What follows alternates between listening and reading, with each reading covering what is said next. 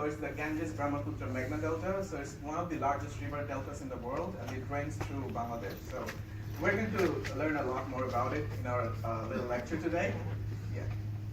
So here's what's going to happen. Nash is going to give his talk on water sustainability in the GBM Delta, GBM Basin, and then we're going to do the attendance quiz, which is the from the last lecture that we had. And for the last few minutes of the class, we're going to start the next lecture on floods and droughts. Okay? Thanks. All right. Okay, thank you. All right. So thanks, Ray, for introducing me. Okay, it's a pleasure to be standing in front of you and be giving this lecture. So I'm going to start off with some things you guys already know about probably. So who among us are familiar with the Sustainable Development Goals of the United Nations? Everyone, right? So who can tell me which goals are related to water? Which of these goals are related to water? Give me a couple of numbers. 6 and 14, right? Yeah. So as you can see, 6 and 14 are directly related to water. So 6 is more connected to WASH. So WASH is what we call water, sanitation, and hygiene. So it's a big issue in South Asia, right? And then goal 14 is about conserving and sustainably using the ocean, seas, and marine resources for sustainable development. But if you look at the other goals, they are in some way interconnected to water, right? So if you talk about climate action, it's connected to hydrology. If you talk about peace and justice, it's connected to water. And can you tell me why peace and justice can be connected to water? Yes. Exactly, yeah. So a lot of conflicts all around the world are due to what? Unjust distribution of water resources. So there's a few statistics which support that the poor end up paying more for water than the rich are doing, right? So the poor are paying more per gallon of water than the rich.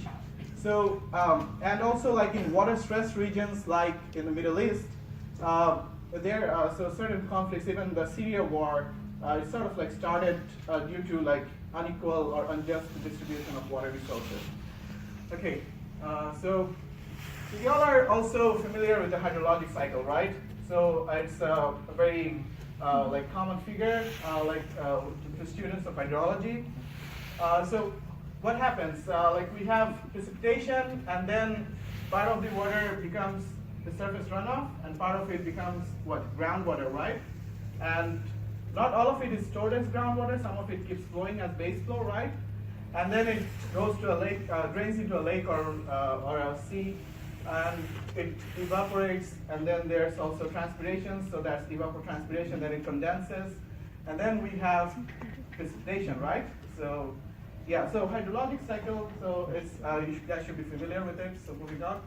So water that comes down as precipitation enters the cycle as precipitation, either infiltrates down or flows over the ground.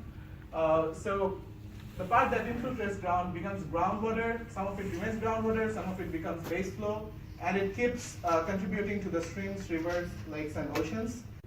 Floods, right? And what happens when there's too little precipitation? Drought, right? So who can tell me some of the hazards from that are generated from floods? Tell me a few. Flood hazards, anyone? So is damage to, yes? Property damage. Okay, and what? Anyone? Damage to crops, right? So damage to property, damage to crops, even drowning is a big thing. So in Bangladesh, we have a problem with kids drowning in water because the parents who are older, they can rescue themselves, but the kids, they sometimes go on to play in the water, and they fall into the water and no one's there to rescue them. So drowning is a big thing. And also debris, a lot of debris are deposited during floods. And if there's a storm surge, what happens when there's a storm surge? A lot of damage to the coastal areas, right?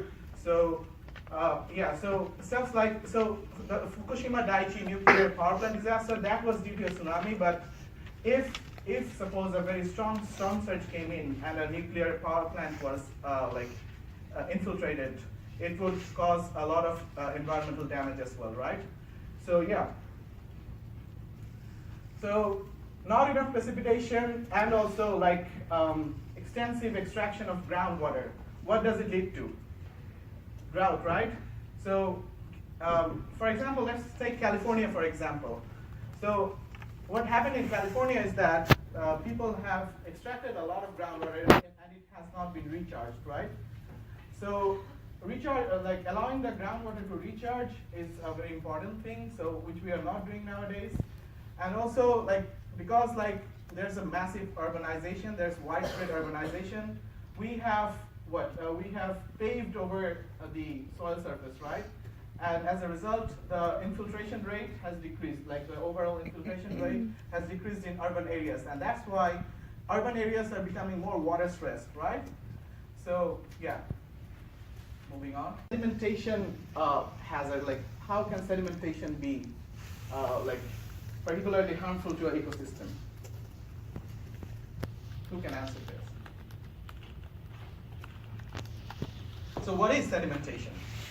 So if there's excess sedimentation, does it leave a chance for the river bed to be filled up?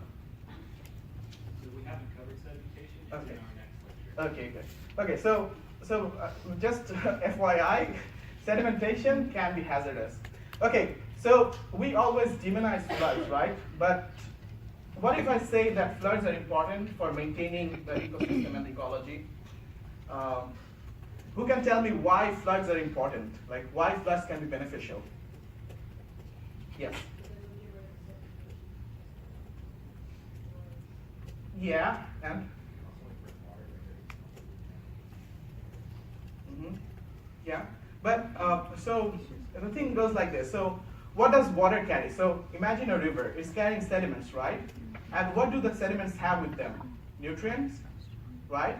So where do you think the crops are, where do you think the soil are getting their nutrients from? The sediments from the water, right? And when the river overtops and floods the floodplain, what it also brings are the nutrient-filled sediments, and it recharges the nutrient content of the soil, and then we have new crops, new plants, right? So floods are equally beneficial, especially to riverine deltas, like deltaic regions like the Mekong Delta, the Amazon Delta, the GBM Delta, the Nile Delta especially. Like without the river Nile, the whole civilization, the Egyptian civilization wouldn't have existed, right? So it existed because the Nile brought in nutrient-rich sediments into a desert region, and then these are some of the geological or hydrogeological features in Bangladesh. Okay, so what are the ecosystem services in the Ganges-Brahmaputra Meghna Delta? So we have the riverine ecosystem services such as fisheries and transport, then we have forestry, we have wetlands and floodplain, we have agriculture and aquaculture. So we all know what agriculture is. Does everyone know what aquaculture is? Yeah, fish farming, right? It's simply farming fish. So agriculture is what? We're growing crops, right? We're farming crops. And so fish farming is called aquaculture. So aquaculture is also a big thing, especially in the estuarine regions. And then we have the mangrove forests. So let's throw a question here. If you are going into a forest, like a mangrove forest or any forest for that reason, what are the ecosystem services that you can expect to get from a forest? Let's list at least 5. Exponential, right? So so Bangladesh is currently self-sufficient in food production, but it came at a cost. And also look at the economy. So this is the GDP, this yellowish line here, dotted line here. This shows the economy.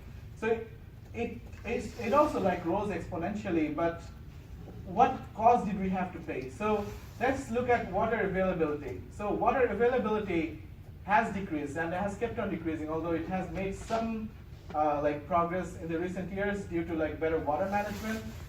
Then water quality. Look at the water quality. So we have lost water quality at a very alarming rate. So the river waters, the surface water and the groundwater quality has exacerbated so much that even in a riverine, flood-prone region like Bangladesh, we are facing dire water scarcity, especially like drinking water and like palatable and potable water scarcity.